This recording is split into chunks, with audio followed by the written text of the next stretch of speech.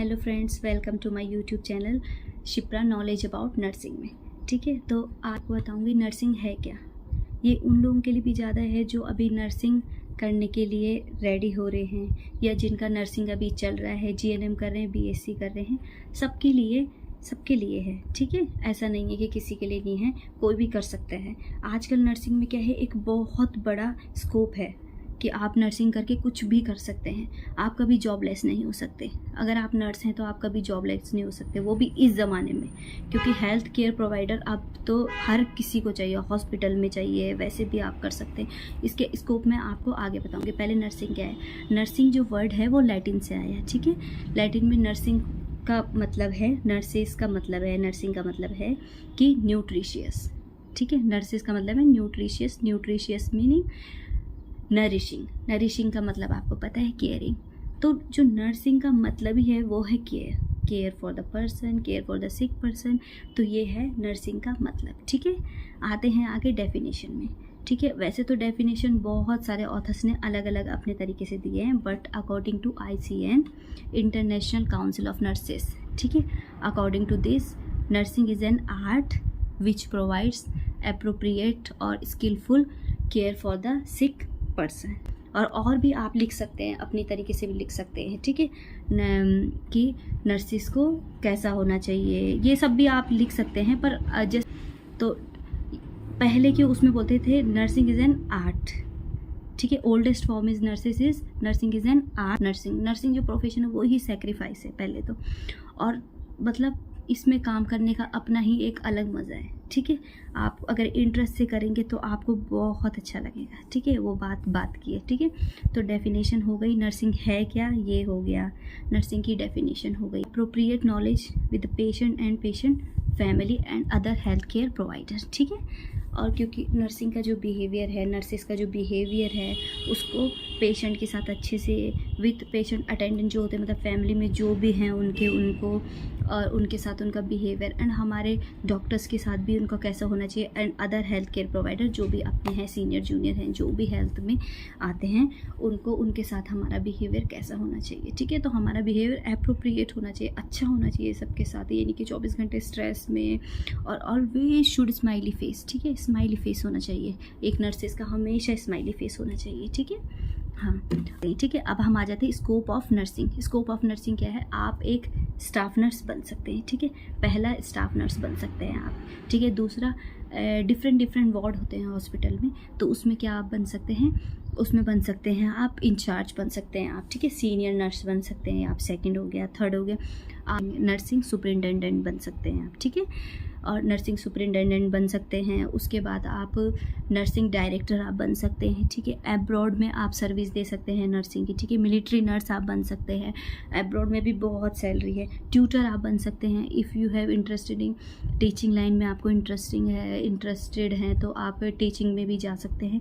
तो ये बहुत सारे ऑप्शन हैं नर्सिंग के। ठीक है, तो स्कूल में भी आती है नर्सिस के, तो आप स्कूल में भी नर्सिंग आप बन सकते हो, आप कुछ भी बन सकते हैं। मतलब एक बात तो है, आप खाली नहीं बैठ सकते। ठीक है, और आपको नॉलेज इतना हो जाता है ना हॉस्पिटल में काम करते करते, कि आप अपने फैमिली वालों की केयर कर सकते हैं, घर पे केयर कर सकते हैं। आपको CPR आ जाएगा, फर्स्ट एड आ जाएगा, आपको पता है ऑल इमरजेंसी ड्रग्स में किसी को कुछ हो गया तो क्या है, मतलब आप एक बहुत ज़्यादा जागरूक और मतलब बहुत इंटेलिजेंट, मतलब ऐसे बन जाएंगे, जहाँ तक मैं बोलती हूँ तो, क्योंकि आपको नॉलेज आ जाएगा।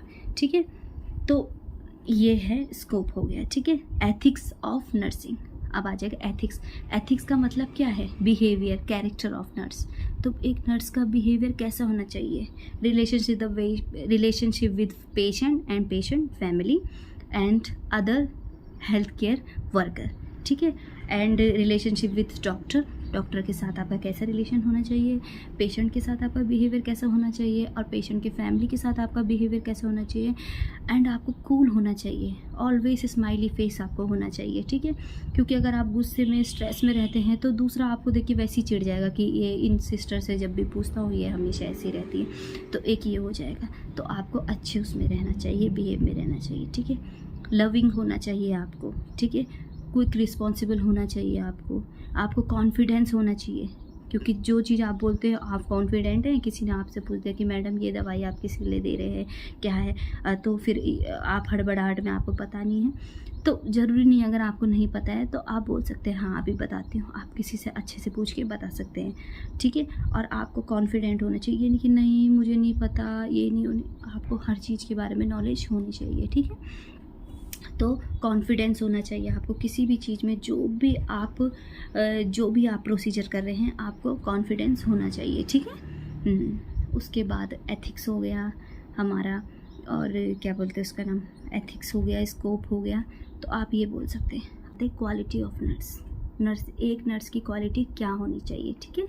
क्वालिटी होनी चाहिए, लविंग होना चाहिए उसको, और विलिंगनेस होना चाहिए, सेक्रीफाइस होना चाहिए। ये नहीं कि अब मेरा टाइम हो गया है और जैसे ड्यूटी करते करते अब 2 बज गए मुझे जाना है, आपको अपनी रिस्पॉन्सिबिलिटी पूरी निभानी चाहिए। Always treat the patient like your family, ठीक है। अगर आप ऐसे करेंगे तो ही आप एक अच्छी नर्स हैं, ठीक है। हमेशा अपने फैमिली मेम्बर की तरह उसको ट्रीट करना है, तभी ये नर्सिंग प्रोफेशन है सेक्रीफाइस, इसीलिए बोलते हैं आपको सेक्रीफाइस होना चाहिए, ठीक है। क्योंकि जब हम हॉस्पिटल में आते हैं तो हम सब भूलना चाहिए घर की जगह, और घर जाते हैं तो हॉस्पिटल के एनवायरनमेंट को भूलना चाहिए, ठीक है।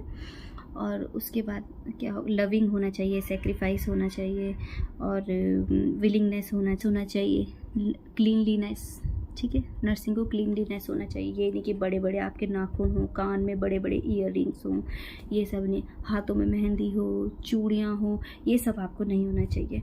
आपको क्या है, सिंपल होना चाहिए, जैसे एक नर्स को होना चाहिए। आप कर सकते हैं लाइट मेकअप कर सकते हैं, अपने हेयर अच्छे से टाई कर सकते हैं, ठीक है। हाथ में एक वॉच पहन सकते हैं, 2 बैंगल्स ऐसे पहन सकते हैं, छोटे ईयररिंग्स पहन सकते हैं।